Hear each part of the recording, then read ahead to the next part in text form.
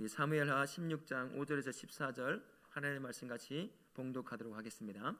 우리 서로를 향해서 인사합니다. 예수님 때문에 언제나 행복하세요 라고 인사하겠습니다. 예수님 때문에 언제나 행복하세요. 아멘. 바울이 하나님이 주시는 모든 것들을 두고 이렇게 얘기하더라고요. 디모데전서 4장 4절 말씀해 보니까 하나님께서 지으신 모든 것이 선함에 감사함으로 받으면 뭐라고 되어 있을까요? 버릴 것이 없나니. 나에게 닥쳐오는 것이 고통으로 닥쳐오기도 하고 또 때로는 아픔으로 몹쓸 것으로 다가올 수도 있는데 그것이 하나님이 나에게 허락한 것이라고 그 관점을 가지고 있으면 그 모든 것이 다 버릴 것이 하나도 없다라는 말입니다. 믿으십니까? 그렇게 살고 계십니까? 저는 이 말씀을 준비하면서 회개를 좀 했습니다. 버릴 것이 있다고 생각을 했어요. 내가 마음에 안 드는 것들, 그것들은 버려야 된다고 착각을 하고 있었던 거죠. 하나님 나에게 허락하신 거라고 한다면 버릴 것이 하나도 없는 거, 다 선하게 나에게 나를 위해 주시는 것인데 내가 마음에 안 든다고 버리려고 하는 것, 이게 나쁜 것이죠. 우리 하나님이 주시는 모든 것, 자녀에게 주신다고 한다면 그게 무엇이든 다 선한 의도로 주신 것이라는 것을 기억하시고 무엇이든 받을 수 있는 우리 성도님 되시기를 바라겠습니다. 오늘 말씀에 다윗이 견디기 힘든 아픔에 놓여 있는 것을 볼 수가 있어요. 누구에게 지금 쫓김을 당하고 있죠? 가장 사랑하는, 어쩌면 솔로몬보다 더 사랑했을 수도 있을 것 같아요. 가장 사랑하는 압살롬 아들, 누구나 왕감이라고 여기는 그 아들이 구테타를 일으킨 거예요. 다윗이 아들 하나쯤 못 죽였을까요? 그 주변에 다윗을 감싸고 있는 전쟁에 능한 자들이 한두 명이 아니었어요. 가서 하룻밤이면 끝날 전쟁이었습니다. 그런데 아버지잖아요. 어떻게 자식을 죽여요? 그러니까 수치스럽더라도 자식에 쫓겨서 가는 거예요. 왕이 다른 사람도 아니고 자식에게 쫓겨가고 있어요. 얼마나 수치스럽겠습니까? 다른 사람이 바라봤을 때 다윗 나를 뭐라고 바라볼까? 나를 세우신 분이 하나님이신데 내 인생을 바라보며 사람들이 뭐라고 말할까? 그냥 슬픔 정도가 아니라 얼굴을 어디에 둘지 모를 그러한 상황에 놓여 있었을 것입니다. 그런데 가다가 더 마음을 아프게 하는 한 사람을 만나요. 누구죠? 사울의 먼 친척 중에 한 명인 시므이라고 하는 사람을 만납니다. 그를 통해서요 한 방을 더 맞죠. 뭐라고 해요? 7절과 8절에 보게 되면 이렇게 되어 있더라고요. 피를 흘린 자여, 사악한 자여, 가거라 가거라. 사울의 족속의 모든 피를 여호와께서 내게로 돌리셨도다. 보라, 너는 피를 흘린 자이므로 화를 자초하였느니라. 시므이가 저 언덕에서 먼지를 날리고 돌을 던져대면서 이 저주받은 인간아 가라 가라, 다윗을 그렇게 저주하고 있는 겁니다. 다윗의 마음이 한층 더 수치스러울 뿐만 아니라 얼마나 큰 고통 가운데 있었겠어요. 근데 하나님이 그것을 허락하셔요. 아무런 대답도 안 하십니다. 그냥 그대로 갖고 가게 하시는 거예요. 그 수치, 하나님을 찾고 하나님이 주시는 응답을 쫓아 살아왔던 다윗이라고 하는 왕이 어느 날 자식이 죽인다고 하는 그 소식에 주랭랑치고 도망치고 있어요. 지나가는 그 길에 한 사람이 장군을 보면 누가 뭐라고 말하냐면 이 시므이를 두고 죽은 개라고 할 정도로 아무것도 아닌 존재에게 저주함을 받으며 떠나가는 다윗을 볼 수가 있습니다. 그런데 하나님은 그것을 다 그대로 허락하셔요. 다 받게 하시는 겁니다. 다윗의 입장에 다윗과 함께하는 다른 장수들이 봤을 때는 이것은 악한 것이요, 추접스러운 것이요, 고통스러운 것일 것입니다. 하지만 다윗은요 그대로 받아들여요. 10절과 11절을 간단하게 보시면 이렇게 다윗이 시므이의 저주를 향해서 이렇게 말합니다. 여호와께서 그에게 다윗을 저주하라 하시미니 그가 저주하게 버려두라 라고 얘기를 해요. 저와 우리 같으면 어떻게 했을까요? 당장에 가서 목을 댕그당 하든지 뭘 하든지 해도 그래야 지금 직성이 풀릴 텐데 다윗은 그렇지 않아요. 그 저주의 소리에서 하나님의 음성을 듣더라는 것입니다. 저는 이 영성이 너무나 부러워요.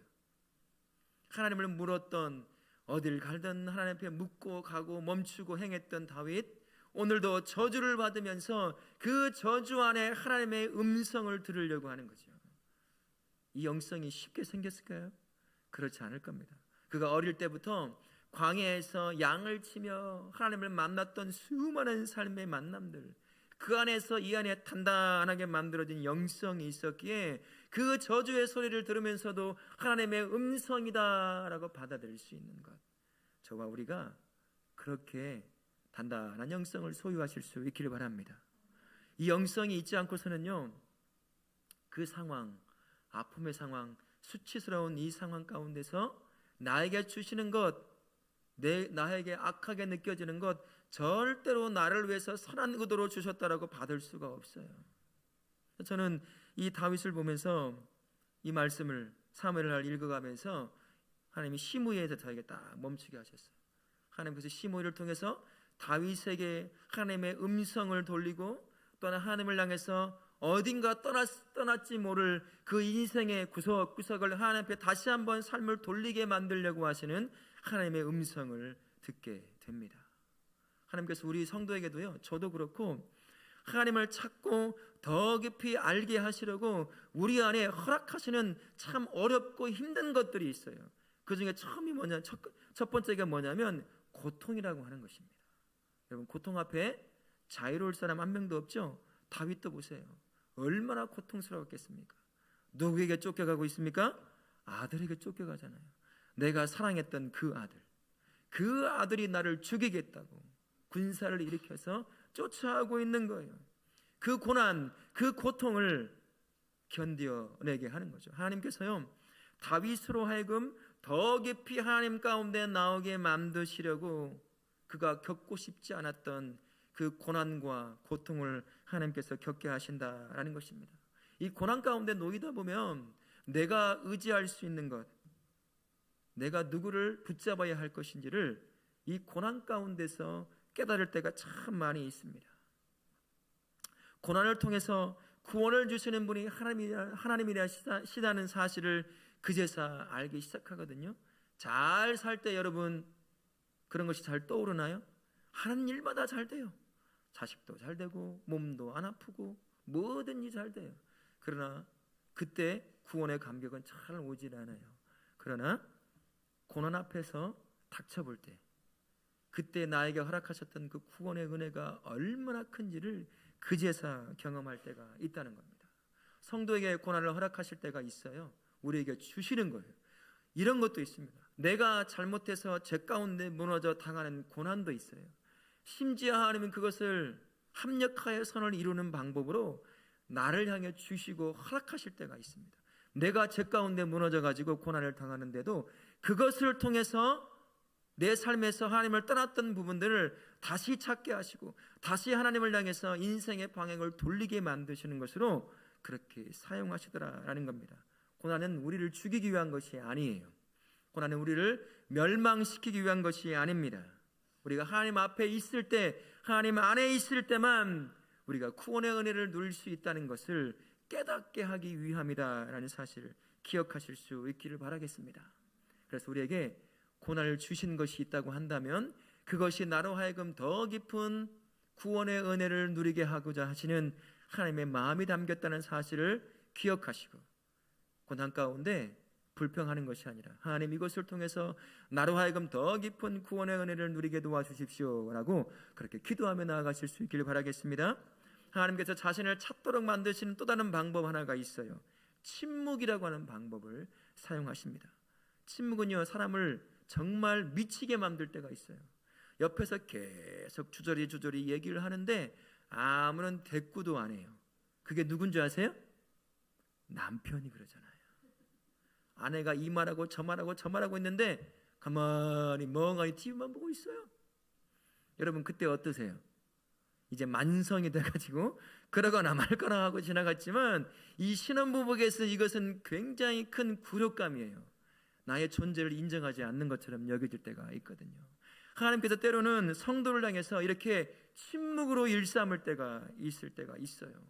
마치 하나님께서 내 기도를 듣지 않는 것 같은 때, 그때가 있을 수 있다는 겁니다. 왜 하나님께서 우리에게 침묵을 허락하실까? 우리가 말을 하면 응답해 주시고 대답해 주시고 삶의 무언가를 이루어 주시면 참 하나님 살아계심을 잊지 않고 기억하며 살아갈 수 있을 것 같은데, 때로는 침묵이라는 하고 하는 그 방법을 통해 우리에게 다가오실 때가 있다라는 거예요. 이 침묵이라는 방법을 통해서요, 인생이 얼마나 더덥고 짧은 것인지를 깨닫게 하시기 위함입니다. 침묵할 때 하나님이 침묵하시면 우리가 뭘 하고 있을까요? 하나님을 대신할 수 있는 것을 찾게 돼 있어요. 침묵하니까 아무것도 없는 것 같아서 다른 것을 의지하는 거예요. 돈을 의지하고 건강을 의지하고 남자를 의지하고 여자를 의지하고 이 땅의 것들을 붙잡으려고 할 때가 있어요. 이 침묵을 통해서요, 그 붙잡는 것이 얼마나 덧없는 것인가를 깨닫게 하시는 거예요. 그래서 결국 경험을 하죠. 이게 얼마나 가치 없는 것인가, 얼마나 인생이 짧은 것인가, 그것을 깨닫게 하고 하나님밖에 없군요. 내가 붙잡아야 할 분은 하나님뿐입니다 라고 그 침묵 가운데 처절한 경험을 하게 하시고 그렇게 고백하게 하시는 거예요. 그래서 성도로 하여금 하나님을 더 붙잡게 만들고자 때로는 고통스럽지만 아무런 대답도 않는 침묵이라고 하는 방법을 통해서 우리로 하여금 하나님을 찾게 하고 더 깊이 만나는 길로 인도하는 것입니다. 우리 성도님들, 혹시나 내가 기도하며 나아가는데 아무런 응답도 없는 것 같고 들으시지도 않는 것 같은 그러한 침묵의 경험을 하고 계십니까? 그때요, 내 삶에 내가 말로는 하나님을 의지하고 있다고 하지만 실제 내 삶에 의지하고 있는 다른 것이 있다는 그런 의미일 수도 있어요. 네가 딴 걸 의지하고 있으니 네가 나를 말로는 하지만 네 인생, 네 마음은 여전히 하나님인 내가 아니라 다른 것을 붙잡고 있는 거 아니겠는가? 우리가 그것을 깨닫고요, 이 침묵의 기간에 내가 하나님을 전적으로 의지하고 있는지를, 찾고 있는지를 깨달으실 수 있기를 바랍니다. 그래서요, 내가 하나님보다 더 붙잡고 의지하는 것이 무엇인지 철저히 깨닫고 내려놓고 온전히 하나님만 붙잡고 의지하실 수 있기를 바라겠습니다. 우리 하나님은 참 때로는 고약하시기도 해요. 이 침묵 정도로만 멈추면 좋을 텐데 이것보다 좀 더 아픔으로 나아갑니다. 뭐냐면 의도적으로 외면하는 것 같은 느낌을 받을 때가 있어요. 외면이란 거 아시죠? 알면서도 보면서도 안 본 것처럼 하며 지나가는 사람, 그런 것과 같은 것입니다. 하나님은 때로는요, 우리에게 주시는 이런 외면이라고 하는, 의도적으로 우리의 삶, 고통 가운데 있는 나의 삶을 의도적으로 알아보려 하지 않는 것 같은 그러한 느낌 받을 때가 있어요.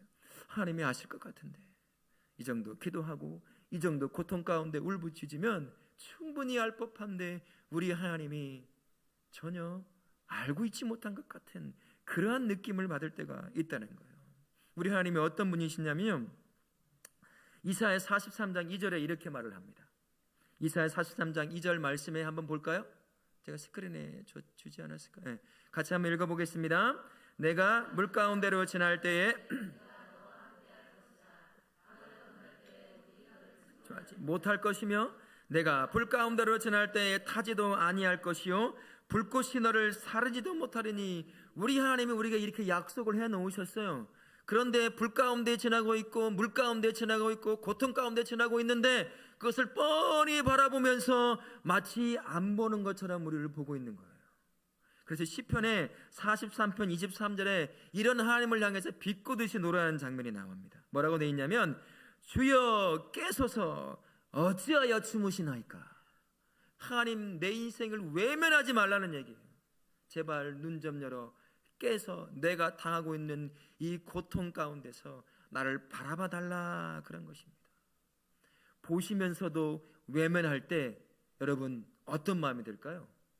배신감이 들기 시작하는 거예요. 분노가 치밀어 오르기 시작하는 것입니다. 약속해 놓으시고서는 실제 고통 가운데 딱 당하고 있으면 아무런 아무런 조치도 취하지 않는 것 같아요. 분명히 보고 계시는 것 같은데. 이럴 때 배신감 안 느끼는 사람은 참 희한한 사람이라고 할 수가 있겠지요. 마치 이런 것 같아요. 딸이 지금 옆에서 성폭행을 당하고 있는데 아빠가 그것을 바라보면서 신문을 보고 있는 거예요. 이게 있을 수 있는 상황인가요? 없잖아요. 근데 마치 그렇게 내 인생에 하나님이 외면하는 것처럼 느껴질 때가 있다라는 겁니다.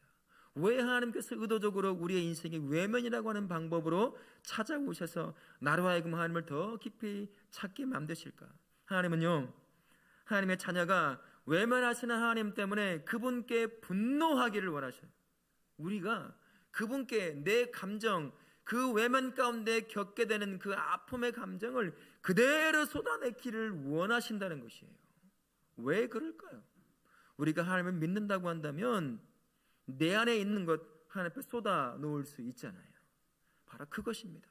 네가 진정으로 나를 믿는 자인지, 그 나의 외면함 가운데 여전히 살아계신 하나님을 향해서 왜 하나님 그러셔요? 왜 그러셔요? 왜 나를 바라보지 않는 거예요? 라고 하며 그 분노에 찬 그 고통을 호소하기를 원하시는 겁니다. 바로 그 가운데서 이 분노를 쏟아내다 보면 내가 내 안에 숨겨져 있는 진짜 욕구를 발견하게 돼요. 왜 내가 분노할까? 내가 이렇게 기도하고 이것 달라 저것 달라 그렇게 기도했는데 하나님이 아시면서도 아무런 대답도 안 하고 있는 그 외면을 겪으면 이 안에 있는 것을 분노로 표출할 때 그제서야 내가 진짜로 요구하고 있는 내 안에 있는 욕구를 발견하는 것입니다. 하나님이 원하시는 것을 내가 기도하고 요구하고 있는 것이 아니라 내가 내 욕심을 요구하고 있거나, 근데 그것을 마치 하나님이 기뻐하시는 선한 것은 그냥 착각하고 있는 거예요. 하나님께서 주신 선한 것을 품고 있다고 한다면 하나님이 외면하는 것 같아도 분노할 수가 없어요. 하나님이 허락하신 것이기 때문에. 그러나 내 욕심이 채워지지 않고 그대로 있으니까 응답하지 않는, 외면하고 있는 것에 대해서 분노하는 거예요. 그래서 내가 가지고 있는 진짜 욕심과 욕구가 뭔지를 보게 하시는 겁니다. 그리고 하나님이 기뻐하시는 선한 욕구를 갖게 만들기 위해서 외면이라고 하는 방법을 통해 우리에게 찾아오시는 거예요. 그래서 하나님을 더 깊이 알고 하나님의 선한 것을 품게 만드시는 겁니다. 근데 하나님은 제가 짓궂다고 말씀했잖아요. 근데 더 아픔으로 다가오셔요. 뭘까요? 때로는요 공격하듯이 다가올 때가 있어요. 호세아서 13장 8절 말씀에 이렇게 말합니다. 우리 같이 한번 읽어보겠습니다. 내가 새끼 잃은 곰같이 그들을 만나 여기서 암사자같이 그들을 삼키리라. 들짐승이 그들을 찢으리라. 하나님께서 우리에게 다가오실 때 마치 맹수처럼 다가오신다라고 말씀하시는 겁니다. 시편 23편 1절에 하나님의 자신을 뭐라고 말씀하셨냐면 여호와는 나의 목자시니 내게 부족함이 없으리로다. 내 목자가 되어서 내 인생에 부족함 없이 채운다고 하신 하나님이 어느 날은 갑자기 와서 맹수처럼 내가 널 찢어버리겠다 이렇게 말씀하시는 거예요. 아니 앞뒤가 맞지 않는 말씀을 하시는 것 같은 거예요. 하나님이 선한 목자로 나에게 오셔서 내 인생에 풍족함으로 채우신다고 하신 그 하나님이 어느 날 갑자기 내가 맹수가 되어서 너를 찢어버리겠다 라고 말씀하시는 거죠. 참 앞뒤가 안 맞는 것 같은데 하나님께서 이 방법을 통해서 우리를 찾게 하시더라라는 겁니다. 하나님의 사랑이 얼마나 깊고 격정적인지를 보여주는 거예요. 내가 사랑하는 자녀, 그 자녀를 향한 하나님의 사랑이 얼마나 격정적인지 여러분 아셔요? 자기의 독생자 아들 예수까지도 십자가에 무참히 죽이시는 분이에요. 우리를 향해 사랑 때문에, 우리를 향한 사랑이 얼마나 격정적인지 자기 독생자 아들도 십자가에 무참하게 죽고 뒤도 돌아보지 않습니다. 그게 우리를 향한 하나님의 격정적인 사랑이거든요. 그러나 하나님이 그 사랑이 어느 날 맹수처럼 바뀔 때가 있어요. 왜 그럴까요? 자녀가, 성도가 죄를 품고 죄와 짝하여 살기 때문이에요. 그러다 보니 죄라고 하는 암덩어리가 성도의 인생을 지배하기 시작해요. 죽이고 시작하는 거예요. 여러분 암이라는 건 무섭잖아요. 암이 잘못 퍼지면요 고칠 수 없어요. 그냥 그렇게 살다 얼마 안 있어 죽는 거예요. 고통 가운데. 그래서 우리 하나님이 맹수가 되어서 죄라고 하는 암덩어리를 그냥 찢어내는 거예요. 내 안에 고통으로 다가오는 것이 바로 그겁니다. 나도 모르는 사이에 내 안에 죄라고 하는 암덩어리를 품고 살아요. 그런데 그것도 모르고 좋다고 그것을 쫓아가는 거죠. 그러니 내 자식을 살려내기 위해서 어떻게 해요, 하나님이요? 내가 사랑하는 자식, 자기의 독생자까지 죽이며 사랑했던 그 자녀를 살려내기 위해서 마치 맹수처럼 달려들어서 암덩어리 죄를 그냥 찢어내는 거예요. 그러니까 내가 당하는 것은 어떤 거겠어요? 고통이고 아픔이고 무서움이고 두려움인 것이죠. 여러분 혹시 삶을 살다가 당하는 그런 하나님의 공격을 당하는 것 같은 그러한 느낌 가운데, 그러한 삶 가운데 놓인 분이 계십니까? 바로 그때가요, 하나님이 내 안에 있어서는 안 될 죄를 발견하는 때라는 것을 기억하십시오. 그 죄가 더 커지기 전에 그 죄를 갈기갈기 찢겨 없애버리고 싶으신 분이 우리를 사랑하시는 하나님이셔요. 그래서 때로는 우리에게 맹수처럼 달려드는 거예요. 맹수처럼 달려들어서 내 안에 퍼져가고 있는 죄라고 하는 암덩어리를 그냥 인정사정 봐주지 않고요, 과감하게 잘라내요. 만약에 의사가 내 안에 발견되는 그 암세포를 그거 잘못 잘라냈다면 큰일 나겠어, 내버려둬야 되겠어, 잘릴 만한 부분만 잘라낼게 하면 어떻게 될까요? 또 살아서 암덩어리가 됩니다. 결국 사람을 죽이는 것과 똑같아요.